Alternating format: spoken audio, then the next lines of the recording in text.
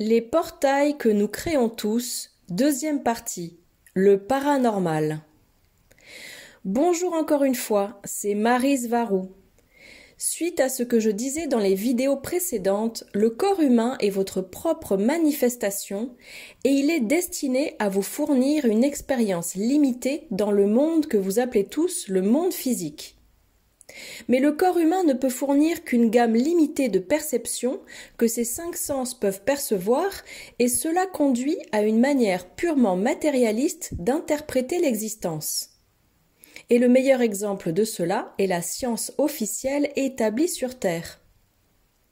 Mais conclure que tout ce que les humains peuvent percevoir et comprendre avec leur science limitée, dérivée de leurs cinq sens encore plus limités, est vraiment tout ce qui existe, est une terrible erreur.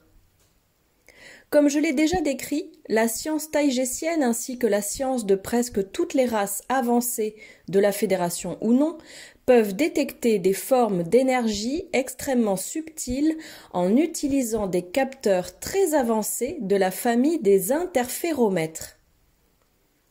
Les taïgésiens peuvent cartographier et lire les harmoniques d'une fréquence de presque n'importe quel lieu et au niveau moléculaire. Ils sont capables de détecter les changements d'énergie et de fréquence les plus subtils. La technologie taïgésienne peut détecter et lire ce que vous appelez activité paranormale. Les humains et leur technologie ne peuvent tout simplement ni voir ni détecter ce qu'il se passe à d'autres niveaux subtils d'existence.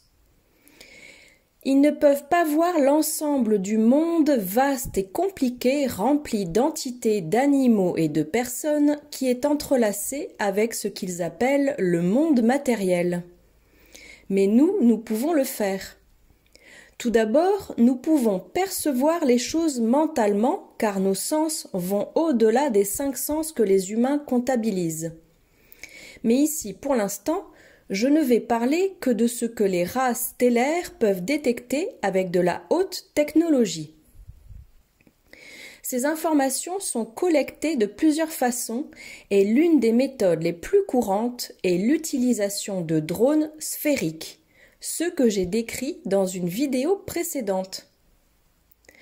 Ce que l'on appelle le monde des esprits ne se trouve pas dans une densité supérieure ou inférieure au monde matériel, mais il occupe le même espace, entrelacé dans le même tissu, pour ainsi dire. Bien que je doive préciser qu'en moyenne, il se situe en dessous du monde dit matériel en termes de fréquence vibratoire existentielle. Comme je l'ai décrit auparavant, tout ce qui existe est vibration et fréquence. Et quand l'une est très différente de l'autre, elles ne peuvent pas interférer l'une avec l'autre. Cependant, lorsqu'il arrive qu'un ou plusieurs éléments communs coïncident, alors une certaine interférence peut se produire dans le degré exact de coïncidence entre les deux parties. Lorsque la fréquence de quelqu'un ou de quelque chose d'un côté coïncide avec quelque chose ou quelqu'un de l'autre côté, ils deviennent une sorte de pont entre les deux royaumes existant dans les deux en même temps. Parce qu'il n'y a pas de barrière entre les mondes. Tout ce qui définit l'un ou l'autre est la gamme de ce qui peut être perçu par une personne sensible et consciente. Par exemple, si tous les gens étaient daltoniens et que leur science ne pouvait pas détecter les couleurs, alors ces dernières seraient considérées comme un phénomène paranormal, un mythe non accepté par la société. Les instruments technologiques terrestres peuvent percevoir des choses qui sont invisibles aux cinq sens de l'être humain, par exemple les infrarouges, les ultraviolets, les infrasons, etc. Mais ils ne font qu'étendre un petit peu plus la perception humaine et ne sont pas suffisants pour détecter des formes d'énergie plus subtiles mais réelles. Par exemple, à ce jour, les humains ne peuvent pas se mettre d'accord avec leur science sur ce qu'est la gravité, car cela dépasse leur compréhension et ils ont fondamentalement tout compris à l'envers. Ainsi, les habitants de la Terre et des autres planètes aussi bien sûr coexiste donc avec tout un zoo d'entités et d'animaux astraux de toutes sortes et de toutes formes qui les entourent en permanence. Normalement, nous n'interférons pas les uns avec les autres, à moins que nos fréquences correspondent. Les êtres sensibles peuvent contrôler leurs fréquences vibratoires en prenant soin de leurs pensées et de leurs émotions. Rappelez-vous que vous êtes ce que vous pensez. Ces entités et tous les habitants des royaumes invisibles à la perception humaine et le monde matériel partagent le même espace, mais pas nécessairement le même temps, car il a tendance à s'écouler différemment puisqu'il s'agit d'une perception. Et là aussi, les deux côtés peuvent coïncider, mais ils ne le font généralement pas. Ainsi, par exemple, lorsqu'une personne a une fréquence vibratoire basse en entretenant des pensées de colère et de peur, entre autres, c'est pratiquement comme si elle jetait les dés au hasard, parce que si la fréquence résultante correspond à quelque chose de l'autre côté, toute forme d'interaction peut se produire de légère à forte. C'est la raison pour laquelle certains individus accomplissent d'horribles rituels et sacrifices afin d'abaisser la fréquence du lieu et aussi leur propre fréquence suffisamment pour qu'ils deviennent compatibles avec les entités du bas astral qu'ils veulent contacter, parfois même pour passer des accords qui ne sont pas faits dans le meilleur intérêt de la population en général. Et chaque procédure ou rituel est conçu pour provoquer une fréquence spécifique.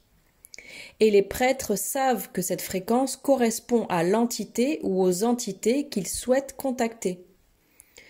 De la même manière, si une personne maintient une fréquence et une vibration élevée, et qu'elle est suffisamment cohérente pour la maintenir pour que cela devienne une partie de sa propre personnalité, elle peut aussi finir par correspondre à d'autres types d'entités d'une nature beaucoup plus gentille et aimante. C'est la théorie de base de la canalisation des êtres des royaumes d'existence dits supérieurs ou les densités dites hautes. Comme je l'ai dit auparavant, vous devenez la moyenne de la fréquence des données, des informations que vous consommez et des personnes et êtres avec lesquels vous interagissez régulièrement. Ce qui se trouve dans le monde des esprits est une très grande variété de ce que nous pourrions appeler des animaux et des personnes, dont certains ont des équivalents du côté matériel, mais qui, dans la plupart des cas, n'ont pas d'équivalent. Ce qui signifie que ce sont des créatures qui n'existent que dans ce que l'on appelle le côté astral. Le corps d'une personne sur le plan matériel est le résultat d'une auto-interprétation et de la manifestation de ses propres idées préconçues sur ce qui la définit en tant qu'individu. Le corps est le reflet des pensées et des attachements aux idées de cette âme. Lorsqu'une personne meurt d'une mort violente, la conscience de cette âme n'a parfois pas la possibilité de s'adapter à l'idée que son temps de présence dans la physicalité est terminé. Cela peut arriver pour de nombreuses raisons. De la même manière qu'un corps physique est la manifestation des idées d'une âme, il en est de même pour une forme de manifestation astrale faible que beaucoup appellent un fantôme. C'est l'écho de quelqu'un qui était autrefois matériel et qui peut avoir ou non un certain niveau de conscience. Il peut s'agir simplement d'un souvenir généré par cet être à un niveau ou un autre, piégé dans une boucle temporelle. Personne ne se perd sans savoir comment retourner à la source originelle après la mort. Mais ils peuvent choisir de rester dans cette forme corporelle de moindre énergie pour de nombreuses raisons.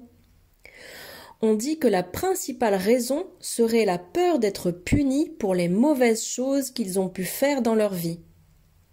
Alors, ce qui fait que cette âme ne retourne pas à la source originelle, c'est son propre ensemble d'idées et d'attachements. Certains lieux peuvent maintenir une vibration à l'intérieur de leur mur en utilisant la roche comme un disque dur en cristal de quartz. Mais la principale raison pour laquelle un lieu maintient une vibration basse constante, comme dans le cas des maisons hantées, est qu'il est habité par des êtres et des personnes astrales qui affectent le lieu avec leurs propres pensées, intérêts et idées. La plupart des êtres astraux qui sont de l'autre côté et qui sont exclusifs à ce royaume sont simplement des animaux, faute d'un meilleur terme, et ils réagiront comme tels. Ils veulent juste satisfaire leurs besoins les plus élémentaires, comme le besoin de se nourrir. Pour autant, en les regardant objectivement, ils ne sont ni bons ni mauvais. Ils sont simplement là à faire ce qu'ils font et à chercher ce dont ils ont besoin. Et bien souvent, cela peut être contraire à nos propres besoins et intérêts.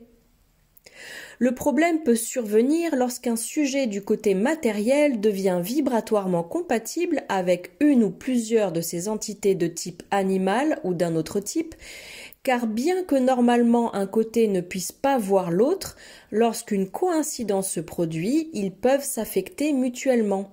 Et c'est alors qu'une personne du monde matériel devient parasitée par ce type d'entité. Et ce parasitisme peut même inclure des personnes qui avaient autrefois un corps, parce qu'elles s'attachent ou collent à des personnes vivantes qui peuvent leur donner une sorte ou un niveau de satisfaction de ce qu'elles désiraient ou appréciaient quand elles étaient vivantes. Comme cela se produit avec les vices, par exemple un ivrogne vivant avec une entité attachée à lui qui, quand il était vivant, était aussi un ivrogne.